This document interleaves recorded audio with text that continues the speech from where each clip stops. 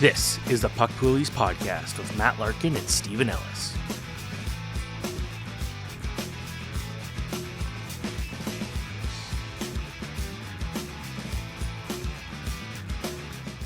Hello, everybody. Welcome to Puck Poolies. It's Matt Larkin here with Stephen Ellis. We are sorting through the wreckage of the real-life trade deadline. We already discussed the fantasy trade deadline. Now in real life, the NHL trade deadline has passed. A lot of players have changed teams, so we're going to get into that today. But first, Stephen, what's going on in your league? I hear rumors that there's some sad news. So what's happening? I lost both matchups last week. It was just disappointing. I faced the top team in one league and the second top team in the other league, and just I needed some slightly better performances. But a guy we're about to talk about in a few minutes here was the reason I lost this. A certain Sharon Govich. He was basically just unbelievable and put a beating on both my teams. I just had nothing to do there. I had some bad luck. The one guy that I faced this week, who is first place in my 16 league, David, we just call him like the horseshoe, because it seems like every week he picks up someone random. He'd be like, oh, wow, this guy's got no points. And then he has a career night. It was like when he picked Frank Channel at the beginning of the season and he gets like 2 hat tricks in like a week. And it's like, come on. Yeah. So unfortunately, didn't do so well there, but we're coming down to the wire here. We originally were going to have 4 teams make the playoffs. We've decided, 6 teams make the playoffs, because one of those teams kind of just started tanking completely. We're going to say, no, now you have to actually see if you can try here. We are expanding to 10 teams next year, so we're growing. We're like the 1960s NHL here. So we're looking forward to seeing how big this is going to go. But yeah, lost in both of them, but I was close in both. I was like within 20-ish points in both. So it was close, but not much I could do. How about you? Things are getting weird, and they're always getting weird in my league. But we have this like crazy late trade deadline because of our rule. We have this rule where you have to have goalies from everybody has goalies from 2 teams. So we have to have our trade deadline after the real trade deadline to make sure that if anyone needs to make moves to correct their rosters, you can still make moves. But that also means that our trade deadline is the second last week of the season, which is offensively late. But it did serve me because I was still in danger of making the playoffs by accident, which would cost me a keeper. But I was able to sell off some pieces, Operation Paperclip to a house. So earlier I traded a 22nd round pick and Sam Bennett for a 5th. Then I took that 5th round pick. I traded that and Pavel Zacha and Tyler Bertuzzi for a 4th round pick. I took that 4th round pick and traded Gabe Vilardi and the 4th round pick for a 3rd round pick. So I've slowly worked my way up, and now I have a full complement of picks for next year. Have my keepers secure: Brady Tkachuk, Tage Thompson, Cole Caulfield, and UC Saros. I was close to getting Connor Bedard last week, deep into negotiations, but we couldn't quite agree on a deal. I was trying not to move Brady Tkachuk, but the other side wanted Tkachuk included. But I thought, well, it defeats the purpose, because the thing is, I put a poll on Twitter. People were saying that I should make the deal, but what I forgot to say was our league has contracts that are 3 years. So I'm only getting 2 years of Connor Bedard if I made that trade, whereas Brady Tkachuk is right in his prime. It's a banger league, shots, hits. So I didn't want to deal him away. So didn't make the deal, but overall feel pretty good going into next year. Even just the fact that I have all my picks, for me, that's like having 5 first-round picks. Like me with a full complement of picks, it's going to be scary, because normally I'm not even picking till like 60th overall, because I've always traded my picks away. So I should be able to do some damage next year.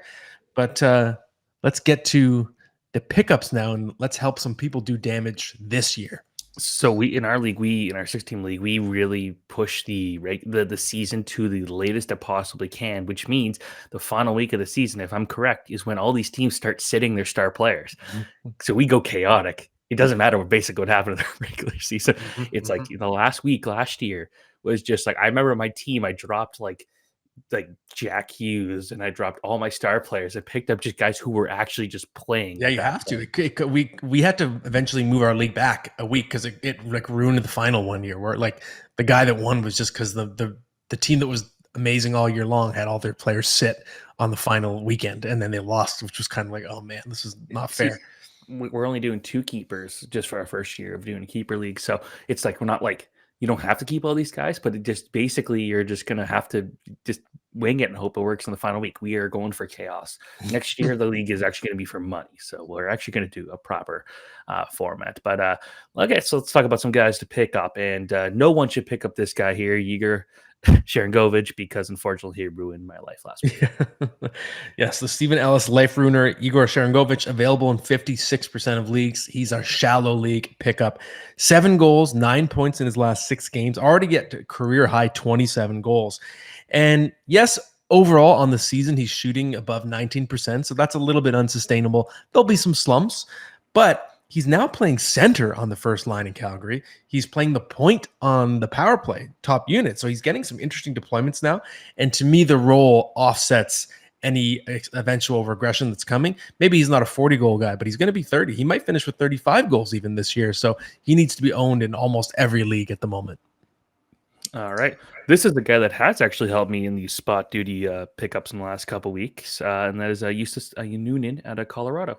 Yes. So he's available in 93% of leagues, so normally that would qualify him as more of a deep league pickup. But note that I have him as a medium league pickup because I think he could be that useful. So it's a sneaky one. We know that the Colorado Avalanche GM, Chris McFarland, in an interview with our colleague, Frank Saravalli, said that he really wanted Colorado to rest Alexander Georgiev down the stretch a lot more. He was playing too much. So that establishes we know that Colorado wants to play its 1B. Then it was expected the Avs were going to make a trade for a backup goalie to remedy that. They didn't. So whether they couldn't find one or, which is the other theory, they just were happy with their other option. Either way, now we see that Anunin is established and doesn't have competition other than Prosvetov in the minors as the 1B. And he's got 2 shutouts in a row. He's got a .929 save percentage across 6 starts. He's sort of settling in now with Pavel Francouz out for the year. It's Anunen's job now. He's the number 2 in Colorado, and I think he's going to play more than people realize down the stretch because Colorado wants to rest Georgiev. So to me, he's starting to establish himself as a key streamer down the stretch. It's funny. I thought you pronounced it Justus Anunen, but he's Anunen. I've never said his name out loud because we haven't really had to. He's only played 6 games in the NHL. So Steven, confirm for me. It's Justus Anunen. That's how you say it?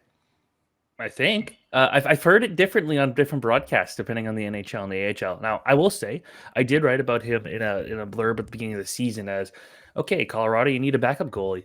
This guy's actually pretty good. Like you look at some of the surface level numbers, but watching him play, it was like it just needed a slightly better defensive system in front of him than what he was getting with the Eagles to really prove what he could do. So I'm happy to see this because this was a guy that at one point was a top 5 goalie prospect in the league and just kind of fell out of like people just fell in love with him.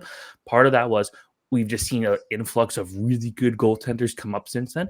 Another part, maybe the fact that he's playing in Colorado, not the world's biggest hockey market, not getting a lot of love in the AHL.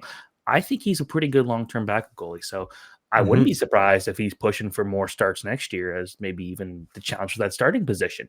I'm a big fan of him. I'm happy he's doing well.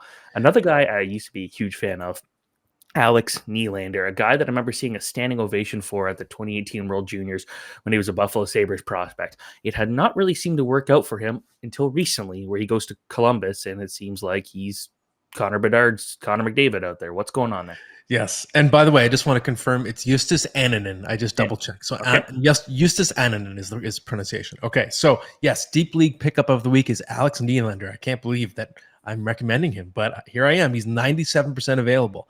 So not many people have caught on. First 8 games after that weird trade with Pittsburgh, he's got 5 goals, 7 points. And to me, what really stands out is encouraging. Usually you go on a heater, 5 goals in 8 games. Oh, you're shooting 40%. Like, for example, Igor Sharangovich in his hot streak is shooting almost 40%. So that's a hot streak. Nylander, during this 8-game run, is shooting 20%. That's not that high. Like, that's almost sustainable. Maybe like 17 would be sustainable. But to me, what that says is he's getting lots of chances. It's not like everything's going in. 20% is pretty normal. He's got 25 shots in 8 games. So to me, what we're seeing is some sustainable play from Nylander. He's actually generating a lot of chances. He's playing on the top power play unit. So I think we need to see where this goes, especially in the deep league where you're looking for some kind of spark. I would recommend picking him up. Just see what happens. Okay. I like it. And now this one, I can't believe that we're even talking about him at this point, and that is WTF pickup, Pavel Zacha. Yes, and that's the point, right? The WTF category, we're supposed to say, how are we talking about this guy? That's why it works, right? So Pavel Zacha available in 65% of leagues. And to me, that number looks low. But I think what happened was, start of the year, He's the first line center with Pasternak. Then it switches. Charlie Coyle goes on his big run. And I feel like maybe people aren't paying attention and are not noticing that Zacha is the one who's back with Pasternak now. 5 goals, 7 points in his last 4 games. And also in a bigger sample, 17 points in his last 22. So pretty solid production. More of an even strength source of points. He plays power play too. But it's basically just, if you're picking up a Bruins center, just follow David Pasternak. Just pretend you're David Pasternak's stalker and just follow whoever is playing with him. So right now it's back to being Zacha. That means Zacha should be owned in every league. Pretty simple. Yeah, that one's kind of a no-brainer there. The tip of the week is, I think people will kind of, when players get traded, they'll kind of look at it and say, oh, cool, like great. This player on a bad team goes to a great team. That's awesome. Better opportunities. But most of the time, that's not exactly how that works. But in this case, it's not just about who changes teams. It's who's indirectly affected by the trade. Yes, so exactly. So there's a tendency after the deadline, okay, who's the biggest riser and faller? And you're thinking about players who were traded, but often you forget to think about who is affected by the trades. So that could be someone who gains an opportunity because someone is gone. So for example, Matthew Joseph in Ottawa, he's moved up and down the lineup, but now with Tarasenko gone, like Matthew Joseph is locked into the top 6 for the rest of the season. That's someone who's going to have fantasy value for the rest of the year. And then another example on the other side of it being someone who's displaced from a role as a result of a trade. So in Florida, now you have Tarasenko, who's in that top 6, which means that Nick Cousins is knocked out of the top 6. So if Nick Cousins is going to have any value, it's gone now because he's going to only play bottom 6 for the rest of the year, chances are. So just an example to remember, don't just look at the players traded, look at the ripple effect on the lineups as a result of those trades. Yep. All right. I like that one. What's our special segment today? Okay, of course, we need to dive deeper into the NHL trade deadline aftermath. It's still only a few days removed, so it's not too late to give some advice about changing fantasy values. So let's go through a few of the names that were moved and discuss whether their value changed for the better or worse. All right, let's start with Anthony Duclair to the Tampa Bay Lightning. Yes, Anthony Duclair, I think the value is up. The role is going to shrink, so playing 16.10 a night as a San Jose Shark, 13.56 as a Tampa Bay Lightning member, but he's playing now with Steven Stamkos, Anthony Cirelli, playing on the second power play unit. So overall, in this case, just the quality of line mates goes up so much that that's worth the slight drop in ice time. So I like Anthony Duclair as a deep league pickup. All right. What about Jack Roslovic? Yeah, this is a funny one. So Jack Roslovic, 13 points in 12 games going into that trade to the New York Rangers. So he'd found some life in Columbus, a perennial underachiever, a first-round pick, really fast, was great in the USN TDP. I think he played with Austin Matthews and Matthew Tkachuk, I think was the line back in the day, right? So he always had great potential. Didn't find it in Winnipeg or Columbus. And with the Rangers, like I didn't like this trade in real life. It's a square peg in a round hole. He's a center. Now you're making him your first line right winger with Chris Kreider and Mika Zibanejad. I think it was a bad trade by Chris Drury, but either way, it's still very relevant fantasy-wise. So Jack Roslovic is now playing a first line with the Rangers with Chris Kreider and Mika Zibanejad. I don't know how long that's going to last because I don't think it's a good fit. So I wouldn't have a long leash here, but just based on that role, he's a priority pickup. You got to add him. He's got a pretty sweet deployment now. See, in Columbus, he would sometimes he'd play top line a lot of times, and then he'd play some good line mates. But then just knowing what Columbus was doing this year, they would also then just throw some random career AHLer on that line and give him nothing to pass to, and it would make no sense. So yeah, different position here, but a good team for him to be surrounded by with a lot of good scoring opportunities. What about Vladimir Tarasenko to the Panthers? Yeah, this one is probably the most straightforward. He's pretty much shot out of a cannon since that trade, playing with Alexander Barkov and Sam Reinhart. 2 goals, 3 points in his first 2 games. And it's similar to Duclair in Tampa Bay. I think Tarasenko is going to play a little bit less, but just the deployment is so much better. He's being used in such a great role that I think he's going to be a difference maker down the stretch now. Okay, I like it. What about Casey Middlestad? I know a lot of people are talking about, oh, will he actually get traded? And I didn't believe it, but he was. Yeah, this is a fun one. So we know now he's locked in as the number 2 center in Colorado. If you're trading Bowen Byrum, it's not like you're going to throw Casey Middlestad in the bottom 6, and you got rid of Ryan Johansson as well. So Casey Middlestad is uncontested now as the number 2 center in Colorado. The line mate quality is going to be very interesting. At worst, right now he's got Jonathan Drouin and Valerie Nichushkin. At some point, Arturi Lekkinen could get swapped in there. You could have Jared Bednar could split up Nathan McKinnon and Mikko Rantanen, which he does from time to time. You could suddenly have Middlestat playing with Rantanen. So the permutations are exciting. And to me, that really elevates Casey Middlestat's floor. It will be interesting to see, just psychologically, if Middlestat is ready for this. He's never really played on a team with high expectations before. This team wants to win a Stanley Cup. So we'll see how he handles that newfound pressure. But either way, I think he certainly gains in fantasy value because he just has a really great situation now in terms of where he's going to be in the lineup. And going the other way, Bowen Byrum. Yeah, so this is a fun one where I think both sides of the trade significantly gain fantasy value. So Bowen Byrum, you can make a case, is the biggest overall gainer in fantasy value of any player at the trade deadline.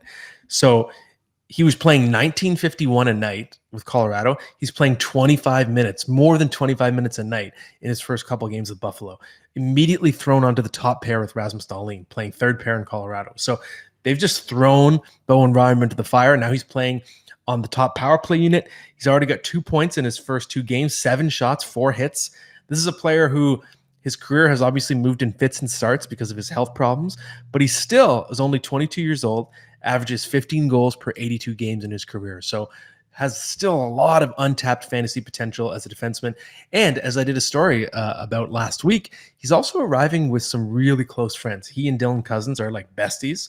Peyton Krebs as well, really close with Bowen Byrum from childhood. Even Jack Quinn, once he's back, they all played on the major World Junior team together. So from a psychological standpoint for Bowen Byrum, the new environment could be more comfortable than people realize. Like, he's so close to Dylan Cousins, they went on vacation together during the All-Star break. So I think that will also help just mentally. Byrum could get comfortable quickly, find his confidence quickly. And I just think the arrow is pointing very up for him now. Yeah, and less pressure for him right now too, because no one's expecting the Buffalo Sabres to be, a playoff contender. But Colorado, you expect that team to challenge for the Stanley Cup. So I think with Byrum, I'm a huge fan of him. I think that a bit of an off year for him compared to what we've seen, but I'm not worried. I still think this is a guy with so much potential. He's still young. A trade where 1-for-1, it works for both sides. Now, this one is interesting. Michael Bunting to Pittsburgh. He gets to have the same GM he had last year. So, yeah, a guy that we know liked him. But, yeah, what are your thoughts here? Yeah, Michael Bunting, of course. Kyle Dubas had to get his boy back. And yeah, you think of Michael Bunting as a bit of an afterthought in that trade because for Pittsburgh, it was more about getting the prospects, of course. And obviously, Jake Gensel's fate is what everyone will pay attention to in Carolina. But Bunting, sort of a throwaway part of the trade, Pittsburgh needs bodies. And what do? They immediately install Bunting on the top line. So you're going to see him play with Sidney Crosby. He was averaging 15:07 of ice time in Carolina, 19:13 so far with Pittsburgh. So he's going to play a lot more, and we've seen him produce well playing alongside top-end players before, Austin Matthews, Mitch Marner, and so on. So I think he could actually be sneaky valuable down the stretch in fantasy. You could see a little surge. Right now, Pittsburgh, you could tell they're just completely beaten, and they're just getting their butts kicked because they're broken. But I still think we're going to see a little bit of a surge. They're going to start winning some games. They're not this bad. So Michael Bunting, I think, is going to get his points playing with Crosby. He has something to prove here, too, I think. He does. Yeah, after signing that deal, signs a 3-year deal in the offseason and gets traded in year 1 of that contract. Ouch. Yeah, so no kidding. This one is an interesting one. Adam Henrique to the Edmonton Oilers. Yes, so all the names I've discussed so far are gainers. Adam Henrique is a definite faller, and I warned about this last week on the show, and the value is completely decimated. He went from line 1, power play 1. Now he's playing the third line, not even on the power play at all with Edmonton, playing 17:35 a night. Now he's playing 14:20. He got a look very briefly with Vander Kane, Leon Draisaitl in that first game, but I don't think that even lasted for an entire game. And it's cooked. He's already in the bottom 6. It's over for Adam Henrique. I dropped him in my own league. It's done. And we saw this coming. If Adam Henrique is on a contender, he's just not playing in the top 6. So this was always going to happen, and just give him a nice salute. He gave you a nice little run. You can drop him. And if he gets eventually a shot again, they put him on the top line, whatever, they need a spark, then yeah, go grab him. But you can't sit there waiting for that to happen. Yeah, I like that one. Now this guy wasn't traded. So Ross Colton. Yes, so this one goes back to the example I used for my tip of the week about the indirect effects of a trade. So Ross Colton is someone who loses a lot of fantasy value. The Casey Middlestat trade. So he had a moment this season where he was getting some exciting deployment. He was on the top power play unit. He was getting some looks as the number 2 center because Johansson wasn't working out. Nichushkin and Arturi Lekkinen were out. So Colorado was really juggling their forward group a lot. But now the wingers are healthier. And Middlestat's coming in. He's clearly locked in as the number 2 center. So Colton is now pretty much locked out of the top 6. I don't think he's going to be up there for the rest of the year. So similar to Adam Henrique, you can give him a salute, but his overall value, I think, is not going to be great the rest of the season. He'll still help you in banger formats, but his little moment is over in terms of just that temporary surge to his value. All right, that's it for that segment. Who's up next? Okay, well, we're going to get some extra advice in the trade deadline Fallout. We wanted to bring in someone who can really help with some detailed advice. That's Chris Meaney from FTN Network. He always has some great stuff to say, so he's up next. Okay, we are very, very pleased to be rejoined by a friend of ours, a great fantasy analyst from FTN Network. It's Chris Meaney. He's been on before, gave some awesome insight, and we figured we need to bring in the heavy guns here just to sort of wade through the trade deadline. So Chris Meaney's here. And Chris, it's great to have you on. But before we get to it, I just want to know the origin story of these long locks that I see poking out from under your hat. I'm hearing rumors that it's playoff superstition, but what's going on with that new look? Yeah, everybody has their weird superstitions. I try to play hockey 3 or 4 times a week on the East Coast here, and we're in the middle of playoff runs. So it is what it is. It may be a little bit unprofessional. The locks are there. Whether we win or lose this weekend, we'll chop it off. We'll try to look a little bit more professional next week. But yeah, I don't know. You guys know how it is. Like, I know a lot of hockey players. You guys love the sport, right? And a lot of hockey players are very superstitious. I don't know if I am, but I guess maybe I am just a touch because I am growing the hair out a little bit, and it's been a long season. Hopefully finish strong. Thanks for having me, guys. Of course. And I like it. I remember in the days of the hockey news when I was there for, I guess, 11, 12 years, we would do in April, whatever your Stanley Cup pick was, you had to have a beard all through that team's run until they're out. And I remember it was the year I got married where a team that I picked went to the final. And I was on my honeymoon. I had this huge beard. And then I think it was Tampa Bay I picked, and they lost in the final. So I felt the pain of you make it all the way there with your beard, and then you're down on one knee, just feeling the pain. The beard was for nothing. But anyways, I digress. So Chris, I guess earlier in this episode we were talking about just changing values as a result of the trade deadline. So let's just start with a gainer. Who do you believe has gained the most value as a result of a trade made at the deadline in real life last week? I think it's got to be Vladimir Tarasenko and the addition here of the Florida Panthers. I mean, they were already rolling anyways. I think they've been the best team in the NHL since this point last year. They had to play playoff hockey to get in. They got in. They went to the finals. They started off a little slow without, of course, Brendan Montour and Aaron Ekblad. Sam Bennett was hurt. But they've been unbelievable over the last little bit. I think they've rattled off 17 wins over the last 19, 20 games. A couple of their losses just by 1 goal, among leaders in goals. But adding Tarasenko and for his value too, just kind of lost in Ottawa. On the first line, second line, third line, not a lot of top power play time, second power play time. The Sens are just a mess here this season. So in game number 2, with the Florida Panthers, Tarasenko picks up 2 goals and 3 points. He had only had a 3-point game once in 57 games with Ottawa. Immediately playing with Sam Reinhart and Alexander Barkov on that top line gives him a lot of stability on that second line too, right? Verhaeghe, Bennett, and Tkachuk. Nick Cousins at time was on that second line. So if I look at the Panthers and what Paul Maurice could do, he's going to keep Barkov and Reinhart together all the time. So they could move Verhaeghe. He could move Verhaeghe up on that top line, and Tarasenko's on that second line. So he's either playing with Tkachuk and most likely Sam Bennett or Barkov and Reinhart. Now, he loses a little bit of the power play time, most likely.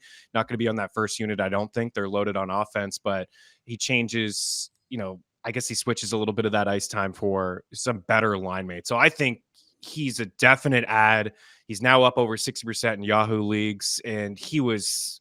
I don't know, man. He was a hard guy to hold as a Senator, so he's a must-own guy. So looking at the opposite side of things, who's someone that their value changed for the worst after the deadline?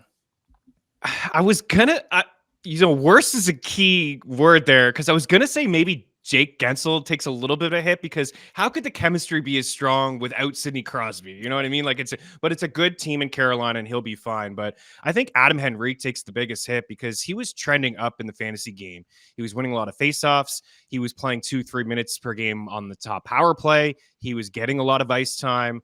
And this was a guy that had 18 goals and 42 points in 60 some odd games with the Ducks. He's on a pretty good season on a bad team. Double-digit power play points, 17 minutes per game. Now in 3 games with the Oilers, very small sample size. Opened up on the second line with Leon Draisaitl, but now it looks like he's going to play on the third line as a third line center. And I'm sure you guys can agree that's probably ideal for Edmonton. That's why they got him to be the third line center, go 3 deep down the middle. It's always nice when you see Connor McDavid and Leon Draisaitl play together, but I think those guys should be separate. And in the 3 games, 14-20 is what he's averaged. One game with 6 seconds on the power play, another with 0. So he's not going to get top power play time. McDavid and Draisaitl are staying on the ice for almost the entire power play as it is.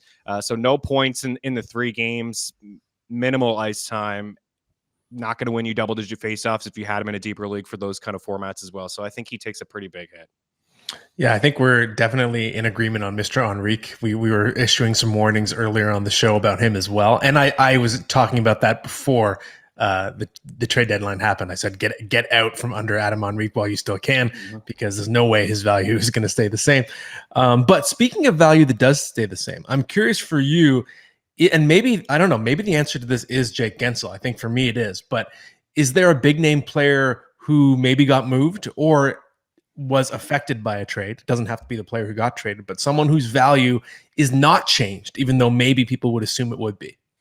Yeah, off the top of my head, not change. I would say the 2 Boston centers and Pavel Zacha and Charlie Coyle. They would be big losers if maybe Boston got a Henrique or a Lindholm or a Monahan, something like that. But those guys are going to hold down the middle here the rest of the way, so that's great. Jake Gensel's a good one as well, Matt. But I went with Tyler Toffoli.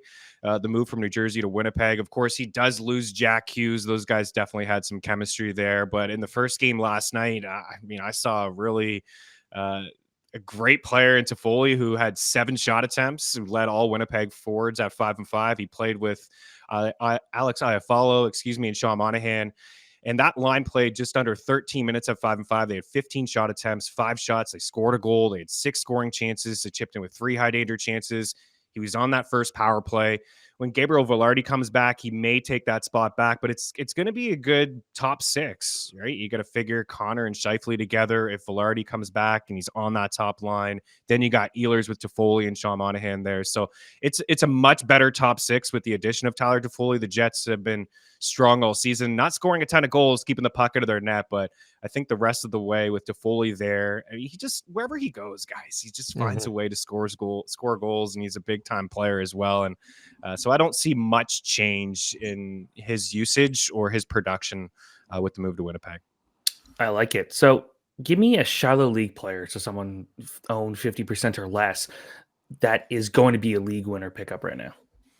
Well, I want to give some love off the top to Gustav Nyquist because I'm seeing him get dropped, and I don't fully get it because he's been amazing for almost 3 months now. The Predators have been one of the better teams in the league as well. I just wanted to preference him right away because his ownership is around 50%, but 17 goals and 56 points, 17 points in the power play in 66 games. He is, in Yahoo leagues, in a normal setting without plus minus, power play points included, shots, hits, and blocks, he's a top 100 skater. So I wanted to bring him up first, but some guys that are a little bit deeper, Logan Stankoven, 5 goals and 8 points in 8 games, 22 shots. Wyatt Johnson's been on an absolute heater. Rejuvenated Jamie Benn after a slow start. That trio's looked really good of late. And then I'll say Shane Pinto, just under the 50% threshold as well, and getting dropped. 6 goals and 18 points in 21 games, right? We talked about Tarasenko gone. Josh Norris is on long-term IR again, unfortunately. In those 21 games, averaging over 3 shots per game. Linked to Brady. He's been playing with Brady Tkachuk for the most part at 5-5 and some power play time here and there. And the Sens have the most games left in the NHL. So if you're looking at that, trying to get the best of your league mates, they're going to play a lot of 4-game weeks down the stretch in your fantasy hockey playoffs. Yeah, that's a really good point. The schedule can be the tiebreaker for you. If you're torn between a couple pickups and someone has an extra few games, those can really make the difference. So that's the shallow league threshold. We said 50% ownership, give or take. Let's hear a medium league winner pickup. who's, let's say, 25% or less owned? I got two guys again. I'll be quick with them, but you're off Slavkovsky of the Montreal Canadiens.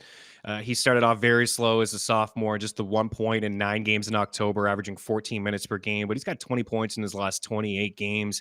He's averaging 20 minutes per game. Martin St. Louis made that switch and bumped him up on that top line with Nick Suzuki and Cole Caulfield, and his game has taken off. And Suzuki's been one of the better players in fantasy over the past 5 or 6 weeks, really, since the All-Star break. He's scoring a lot of goals, and that trio is really getting leaned on. They all play together on the power play as well. Caulfield is shooting a ton. The goals have kind of dried up for him, but the chances are there every single night. And I'd say maybe keep an eye on Evgeny Kuznetsov. I feel like he's a little bit overvalued in the fantasy game because he doesn't love to shoot the puck.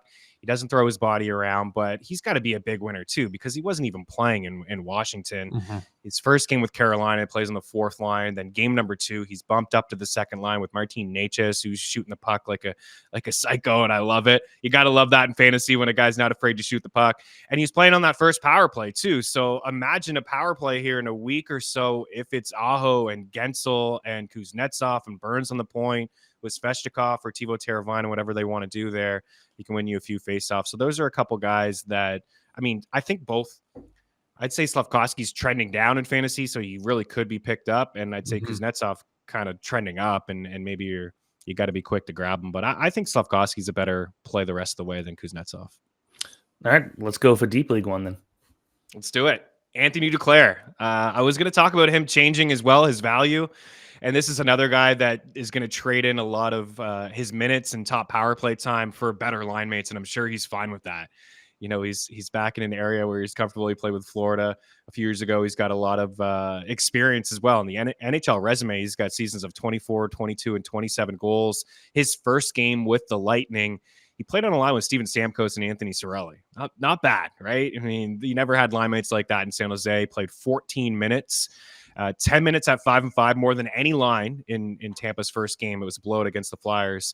That line had 11 attempts, 4 shots, 4 scoring chances, 2 high danger chances. They had a goal. Duclair had a goal himself and a couple of points. So he's not going to, again, overall, 10 power play points, 27 points, 16 goals, had a really good season on a bad team in San Jose. So the usage will come down, but I think the production may stay the same or maybe even get better for this guy down the stretch. And when you look at Kucherov's been great all year, but when I look at his 5-5 numbers, he and Point are slightly better with Brendan Hagel. So I think Cooper's going to keep that trio together, experiment here with Duclair on that second line, and Tampa needs some stability outside of those like top 3 or 4 scores that they have. So I really like the pickup by the Bolts. I think it's sneaky, and I think he could be a league winner down the stretch. I agree with you. And Chris, you're making me feel pretty good as someone who picked up Evgeny Kuznetsov and Anthony Duclair on trade deadline day. So nice. I think I'm going in the right direction there. Chris, this is fantastic. Always great insights from you. Before we do let you go, where can everyone find your exemplary work, my friend? Yeah, I appreciate that.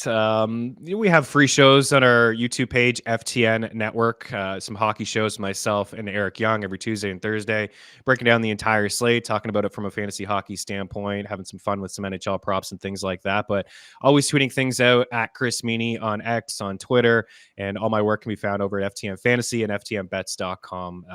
Talking all sports. I'm a huge hockey fan, just like you guys as well, but it is a great time to be a sports fan. I mean, you got the players and Masters coming up, pushes in NBA and NHL, NFL draft and free agency. So it's all happening, and we're all covering it over at FTN. Appreciate you guys. Listen to you guys often. You guys crush it, and good luck to you and the rest of your listeners and viewers in what will be a fun finish here in the NHL. Absolutely, Chris, and good luck in those real life playoffs for you as well. Let's see that long flow keep growing for you. Okay, buddy? So thanks so much. Thank you. Appreciate it, guys. Excellent insight from Chris Meaney. Always good to have him on. So, Steven, now we're going to pivot to our best bet of the week. And this is still, I'm kind of sticking with the post-trade deadline theme because this influences my bet. But I'm looking at the Metro Division futures, and we still have the New York Rangers as the favorite with minus money, but you can get the Carolina Hurricanes plus 155 to win the Metro. And I kind of like this bet. So the Rangers still have a lead, 4 points in that division, but they had a pretty uninspiring deadline. I already mentioned I didn't love that Jack Roslovic trade. They really needed a frontline right winger, and someone who would have been a great target was sort of directly stolen from them. Their own division rival, Carolina, gets Jake Gensel, who's not back yet, but will be soon enough. Of course, Carolina also brings in Evgeny Kuznetsov. You have Freddie Anderson back now, looking healthy, looking good in his first couple appearances. So you have a really solid goalie duo for the first time maybe all year. It's goaltending has been an Achilles heel for Carolina, but suddenly with Kochetkov playing well and Anderson playing well, they look a lot more solid back there. They already have great defense. So you look at all those things. Everything they were kind of missing is coming together. Goaltending was bad. Now it's good. They needed scoring. You've added Kuznetsov, and eventually you're going to add Jake Gensel. And they already were great defensively. So to me, Carolina might be the best team in that division now. And the Rangers, I know in our power rankings on Daily Faceoff this week, Scott Maxwell was mentioning that their underlying numbers are starting to sag a little bit. They're depending a bit more on Igor Shesterkin. So I'm just seeing all that and thinking, I don't know. I think Carolina can make up that 4 points, go on a late season heater and steal that division. So I like them for plus money. I think a lot of this for me just comes down to like how healthy is Freddie Anderson going to be? Is he going to be good to go the rest of the way here? I think a lot of people were talking about this team needing a goalie. Kochetkov, when he's hot, and we know that. We've talked about him about 3,000 times on the show. But when it comes to Anderson, if he's healthy, I like that duo a lot. That we know that Anderson can steal games. We know that, and he hasn't played a lot this year, but kind of like the college hockey thing where, guys coming into this end of the season and they go on these heaters because they've only played 30-ish games. Freddie Anderson being as rested as he is, he might be good to go down this stretch here. So I do like what this Hurricanes team could do. So, I like this one. All righty, good stuff. So I'm excited for the prospect report this week, Stephen, because I know you're going to be talking about someone who got moved at the deadline last week. And he's someone I didn't know a whole lot about, but the more you've written about him, the more intrigued I am. So let's hear it. I'm a big fan of Jack Thompson, a new defenseman with the San Jose Sharks, part of that Anthony Duclair trade. And I honestly was surprised a guy like him was moved. And I might be higher on him than a lot of others. But when you look at what he's able to do and the points he's able to put up as a 21-year-old in the AHL, that's impressive. When he left Syracuse, he had 32 points, in 46 games. Last year, he had 23 points in 71 games. And he really started to figure it out in that second half of the year. So for him to put up as much offense as we've seen, this is a guy that kind of reminds me of, the way he moves the puck, sort of like a young Marc-Andre Bergeron. And he's a bit bigger. He's 6'1", so he does have a bit of that frame there, but he's not really going to throw hits. His thing is moving the puck, doing things with that, playing on the power play. And when it came to Tampa's system, it just didn't seem like there was a clear path up for him. But with Thompson, he instantly becomes one of the best San Jose Sharks defensive prospects in a pool that has really improved the last 2 years. And I wrote last year in a pre-trade deadline story about how the Sharks really, if they're going to start, selling pieces off and try to bring things in, go and acquire some defensemen. And they went and got Henry Thrun from Anaheim, and they got Shakir Mukhamadullin from New Jersey.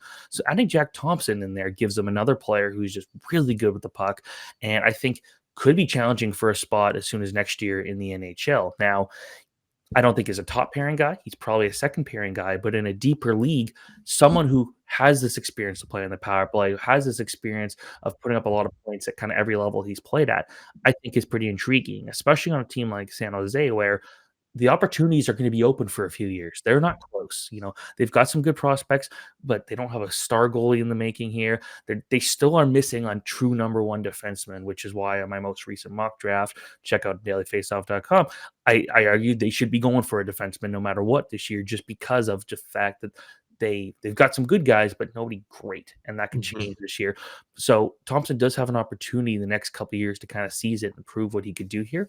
So I like him. Again, we've talked about some guys that are some higher name prospects in the last couple of weeks, like Logan Stankoven. You also have Askarov.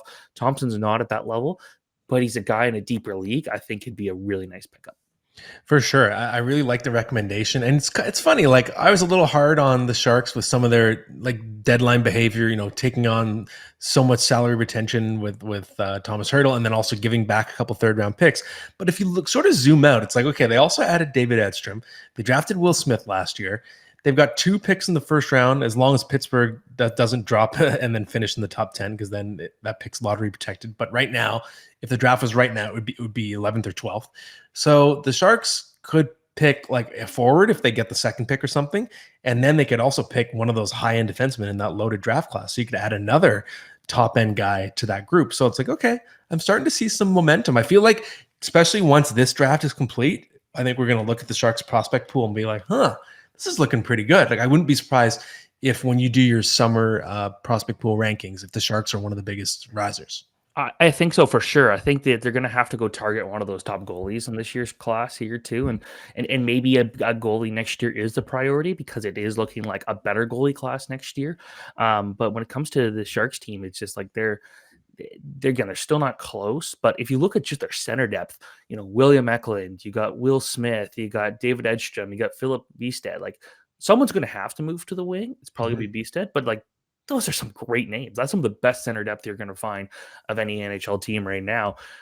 But again, this is still a long-term thing. Like, I know Frank said, like, he doesn't expect the Sharks, Frank Cervelli, he didn't expect the Sharks to be a true cup contender until 2030.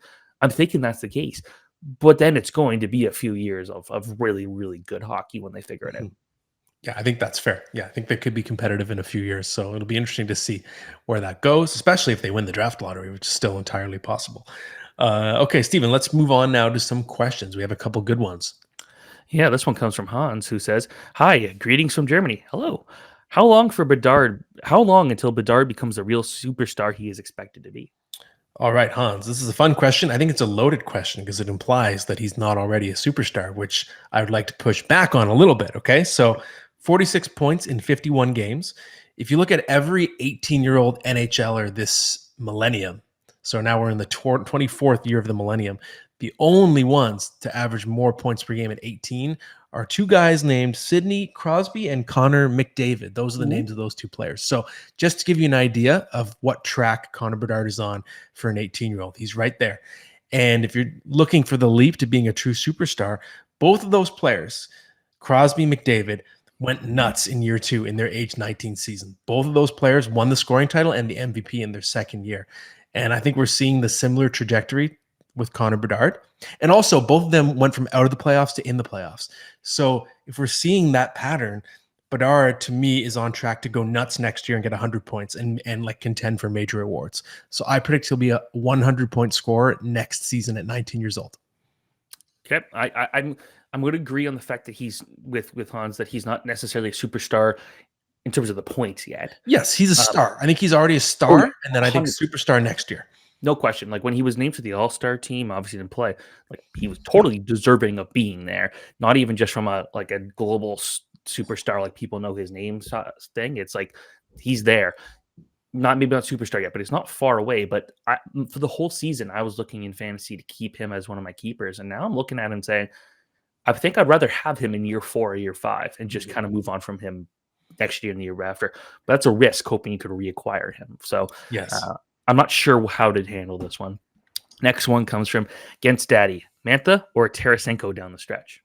Yes, so we obviously have already recommended Tarasenko, and you note that in our section discussing fantasy risers and fallers, I didn't mention Anthony Mantha because I don't think he's really either. I think if anything, eventually it's going to be a slight drop in value for him. So obviously we mentioned Tarasenko already on that top line, Barkov and Reinhart. Anthony Mantha for now is playing on line 2, but I don't think he's a lock to stay in the top 6. If we're looking in fantasy, so Mark Stone's not back to the playoffs, so he's not a threat. But Thomas Hertl, I don't think there's any way that he can't come back before the regular season, because he's got to get some time in before he goes into the playoffs. He's got to get to know this team. So I do think we're going to see Thomas Hertl in the lineup. And when that happens, Chandler Stevenson could slide over to the wing. I think we could see a scenario in which Anthony Mantha gets dropped out of the top 6 and is suddenly a third liner by the end of the season. So I'm more comfortable with Tarasenko's role long-term than I am with Mantha's. Okay. I like that. I guess we should finish this up with the starting lineup. And I like this one for episode 51. It's name your ultimate superhero team. Now, I'm a big Spider-Man fan. It's hard to see it here, but I'm a big Spider-Man fan. So for me, it would just be 6 variations of Spider-Man. But what are your picks? Yeah, this is tough. I wavered. At one point, it was kind of galaxy braining it. I was like, oh, I'm going to put Omni-Man in there because he's so interesting. But I'm like, okay, he's not a hero. Let's be honest here. He's a villain, so I can't have him in there. So at the bottom, okay, so I have 6 total for my starting lineup. Number 6, Selena Kyle, aka Catwoman. I know she's part of the Rogues Gallery in the Batman universe, but ultimately she lands on the side of good, especially in certain runs, depending on where you are. She was even engaged to Batman, so she fights for the side of good. And I think she's just a fascinating character, one of the only ones that can get Batman to drop his guard. So I've always been a fan of Selena. Number 5, from my favorite book ever, Rorschach. A lot of people don't understand Rorschach. They think he's this badass and this force of pure good. He isn't really. I think he's this symbol of kind of right-wing vigilantism. He's a dangerous character, but that's why I like him. He's an extremely complex character. And just makes for a fascinating read. If you've ever read Watchmen, if you haven't, I highly recommend it. It's fantastic. Next up, I have Wolverine. I just think he's got one of the richest backstories, going back to the insertion of the adamantium into his body and all the complications that go with that, and his healing ability, which has kept him alive for hundreds and hundreds of years. There's just so many different directions you can go with Wolverine. So to me, he's really fascinating. Number 3, if you're watching, actually, I think I got this. Yeah, I do. Captain America is my undershirt there. Especially, so it's something I kind of studied in school too, like the Captain America, the version of him that's sort of mirroring whatever's happening in like the political landscape. And during Watergate and in the 70s, things like that, they used Captain America as this rebel who was sort of disenfranchised with America. So I think he's interesting when he's deployed that way. Even when he first came into power or into use in comics, it was as a propaganda device, right? The cover of him punching Hitler. So to me, he's an interesting character because he reflects what's going on in the country. And I think he's also part of maybe my favorite Marvel movie, which is The Winter Soldier. Number 2, Spider-Man. In the top 2, they don't really need even that much of an explanation. I've always been a ride or die with Spider-Man, one of my top 2 characters, whether it's Peter, whether it's Miles, and just the amazing gallery of villains. There's just so many things to talk about with Spider-Man. I think it doesn't really need much of a preamble. And number 1, of course, Batman. I just think his lore is the richest. He's the most complex character. He's got the best villains. He's got the best texts in terms of just the most richly told stories and various comic runs and movies and so on and so on. So Batman's number 1. Maybe that's a little boring, but I didn't want to be dishonest. So he's my guy. I'm glad you didn't pick Superman, because Superman is the lamest of all superheroes. I agree. I can't stand Superman. He's so boring. He's too powerful. I've always found him to be by far the most boring superhero of all time. See, when it comes to like Batman, he's got the good origin story. It's a little darker. Like I wish they'd go darker with Spider-Man in the movies. They're not going to because it's so popular with kids. But it's like, man, like there's some good comics where it's like they're really, really on the darker side of things. It'd be really cool to see happen. And I don't know. It's like I love Venom and Carnage. Those are 2 of my favorite characters in anything. In the Venom Carnage movie, I'm like, oh my god, this is gonna be the greatest thing ever. And they made it like PG-13, and it was very lame. Unfortunately, I still like seeing them both visually. I thought they both looked pretty cool. The fight was lame. The story was lame. It's like they need to make Carnage like a true like serial killer. Yeah, he's a serial killer. Cletus Cassidy's a serial killer. If you look behind me, there's right here on my shelf. This is the Birth of Venom graphic novel, the whole storyline right there. So and also if you look at my list, I've got 3 superheroes that don't have powers. So that's telling about me. That ties to the Superman thing. He's just too invincible and he bores me. So I'm totally with you. Maybe I'll get you to do yours in our next episode, Stephen. But that's it for today. Hopefully we gave you some good advice for your trade deadline in the Fallout.